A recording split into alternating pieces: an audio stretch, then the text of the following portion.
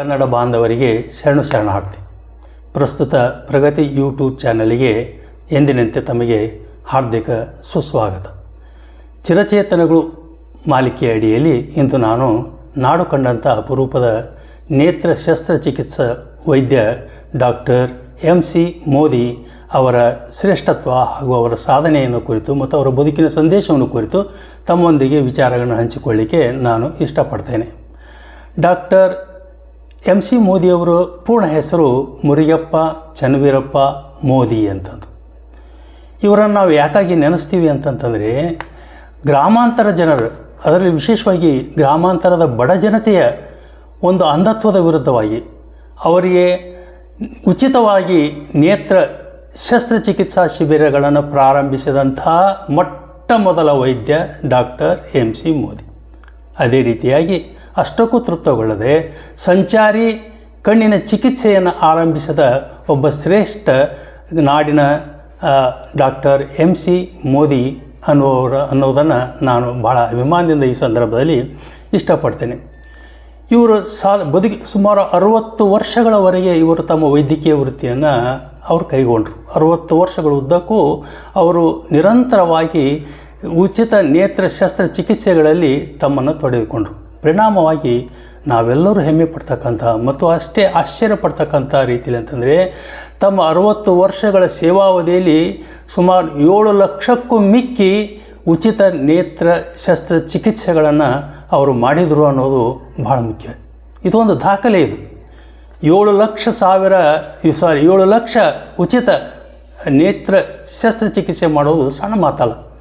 ಅದಕ್ಕೂ ಮಿಗಿಲಾಗಿ ಮತ್ತೊಂದನ್ನು ಇವರ ಬಗ್ಗೆ ನಾನು ಹೇಳಲಿಕ್ಕೆ ಇಷ್ಟಪಡ್ತೇನೆ.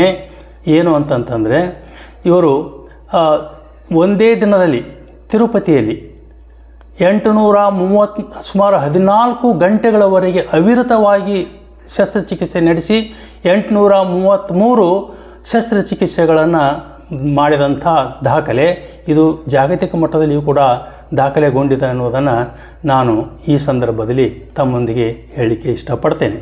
ಡಾಕ್ಟರ್ MC ಮೋದಿಯವರು ಇದೇ ಬಾಗಲಕೋಟೆ ಜಿಲ್ಲೆಯ ಬೀಳ್ಗಿ ತಾಲೂಕಿನಲ್ಲಿ ಜನಿಸಿದವರು. ಬಹಳ ಬಡತನದ ನೋವನ್ನು ಉಂಡವರು, ಹಸಿವಿನ ಇರಿತಗಳನ್ನು, ಕಷ್ಟದ ಕಣ್ಣೀರಿನ ಒಂದು ನೋವನ್ನು ಅವರು ಅನುಭವಿಸಿದವರು. ಇದರಿಂದಾಗಿ ಅವರಿಗೆ ಬಡವರ ನೋವು, ಅಸಹಾಯಕರ ಕಷ್ಟ ಸ್ಥಿತಿಯನ್ನು ಸಂಪೂರ್ಣವಾಗಿ ಅವರು ಸ್ವತಃ ತಾವು ಅನುಭವಿಸಿ ಕಂಡುಕೊಂಡವರು ಅನ್ನೋದನ್ನು ಈ ಸಂದರ್ಭದಲ್ಲಿ ಹೇಳ್ತೇನೆ. ಅಂಥ ಸಂದರ್ಭದಲ್ಲಿಯೂ ಕೂಡ ಅವರು ತಮ್ಮ ವೈದ್ಯಕೀಯ ಒಂದು ಪದವಿಯನ್ನು ಪೂರೈಸಿದರು. ಅಲ್ಲದೆ ಏನಂತಂತಂದರೆ, ಅವರು ನೇತ್ರದಾನಿ ಅಂತಕ್ಕಂಥ ಒಂದು ಬಿರುದಿಗೆ ಅವರು ಏನಪ್ಪ ಅಂತಂದ್ರೆ ಪಾತ್ರರಾದರು. ಅಷ್ಟೇ ಅಲ್ಲ, ಭಾರತ ಸರ್ಕಾರ ಅವರ ಶ್ರೇಷ್ಠ ಕೊಡುಗೆಯನ್ನು ಸರಿಸಾಟಿ ಇಲ್ಲದಂಥ ಅವರ ಕೊಡುಗೆಯನ್ನು ಗಮನಿಸಿ ಗೌರವಿಸಿ ಅವರಿಗೆ ಪದ್ಮಶ್ರೀ ಮತ್ತು ಪದ್ಮಭೂಷಣ ಪ್ರಶಸ್ತಿಯನ್ನು ಕೂಡ ಕೊಟ್ಟರು ಅನ್ನೋದು ಬಹಳ ಮುಖ್ಯ.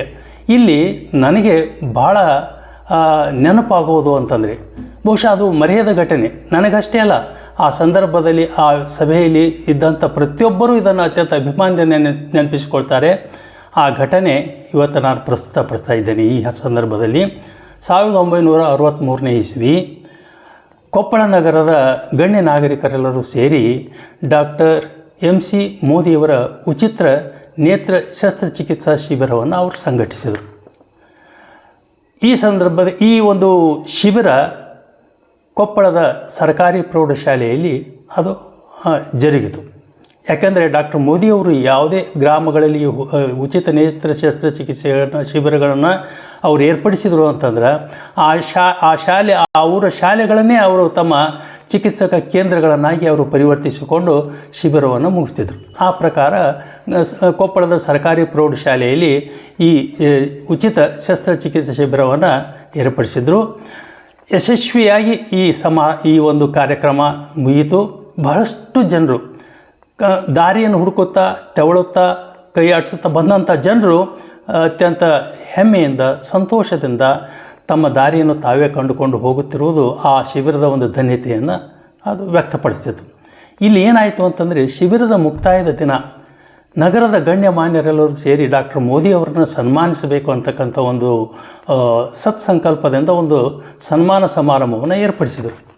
ಆ ಸನ್ಮಾನ ಸಮಾರಂಭದಲ್ಲಿ ಸನ್ಮಾನವನ್ನು ಸ್ವೀಕರಿಸಿದಂಥ ಡಾಕ್ಟರ್ ಮೋದಿಯವರು ಕೃತಜ್ಞತಾಪೂರ್ವಕವಾದಂಥ ಒಂದು ಭಾಷಣವನ್ನು ಹೇಳಿದ್ದು ಅತ್ಯಂತ ಹೃದಯ ಸ್ಪರ್ಶಿ ಮಾತುಗಳನ್ನು ಅವರು ಮಾತಾಡಿದರು. ಅವ್ರು ಹೇಳಿದರು, ನನ್ನ ಬದುಕಿನ ಆರಾಧ್ಯ ದೈವ ಅಂತಂತಂದರೆ ಅಂಧ ರೋಗಿಗಳು ಅಂತಕ್ಕಂಥದ್ದು.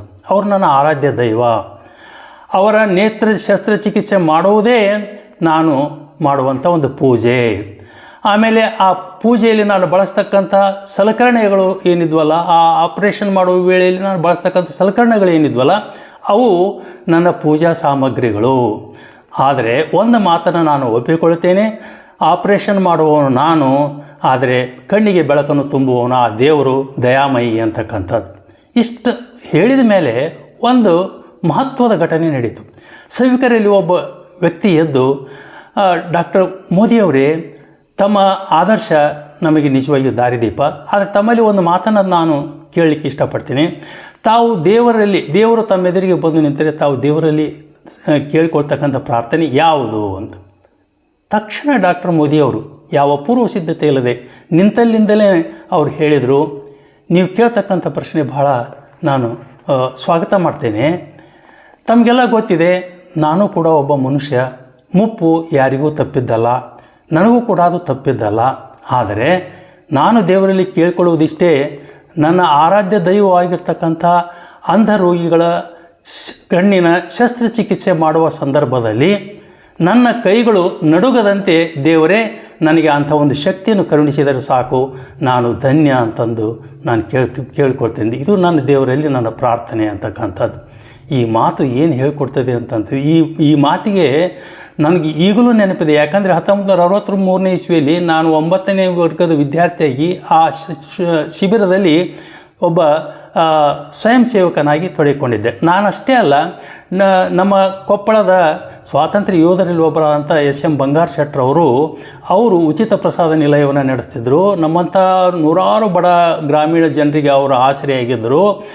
ಆ ಬೋರ್ಡಿಂಗ್ ವಿದ್ಯಾರ್ಥಿಗಳನ್ನೆಲ್ಲರನ್ನೂ ಸ್ವಯಂ ಸೇವಕರಾಗಿ ಆ ಶಿಬಿರದಲ್ಲಿ ತೊಡಗಿಸಿದರು.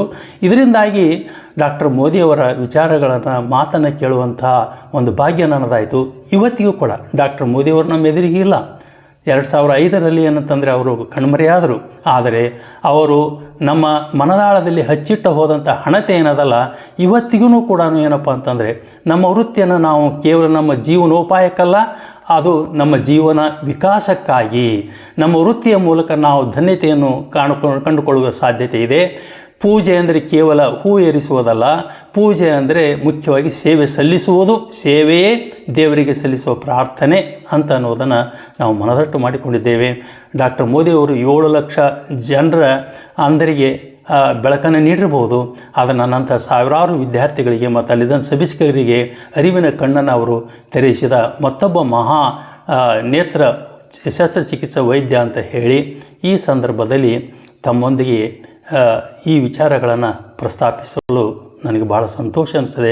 ಡಾಕ್ಟರ್ MC ಮೋದಿಯವರ ಒಂದು ಜೀವನ ಸಂದೇಶ ಅಂದರೆ ಸೇವೆಯೇ ನಿಜವಾದ ಪ್ರಾರ್ಥನೆ ಅನ್ನುವಂಥದ್ದು.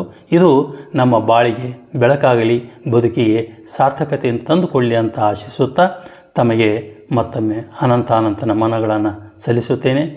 ಶರಣಾರ್ಥಿ. ನನ್ನ ಈ ವಿಡಿಯೋ ಲೈಕ್ ಆದರೆ ತಾವು ಶೇರ್ ಮಾಡಿ, ಸಬ್ಸ್ಕ್ರೈಬ್ ಆಗಿ ಮತ್ತು ಮರೆಯದೆ ಕಮೆಂಟ್ಗಳನ್ನು ನಾನು ಅಪೇಕ್ಷೆ ಮಾಡ್ತೇನೆ. ಏಕೆಂದರೆ ಅವು ನನಗೆ ತಿದ್ದಿಕೊಳ್ಳಲಿಕ್ಕೆ, ಬೆಳೆಯಲಿಕ್ಕೆ, ಇನ್ನೂ ಹೆಚ್ಚು ಉತ್ತಮ ರೀತಿಯಲ್ಲಿ ತಮ್ಮೊಂದಿಗೆ ವಿಚಾರ ಪ್ರಸ್ತುತಪಡಿಸಲಿಕ್ಕೆ ನನಗೆ ದಾರಿದೀಪ ಅಂತ ಹೇಳಿ ನಮಸ್ಕಾರಗಳನ್ನು. ಮತ್ತೆ ಮುಂದಿನ ಸಂಚಿಕೆಯಲ್ಲಿ ಭೇಟಿಯಾಗೋಣ.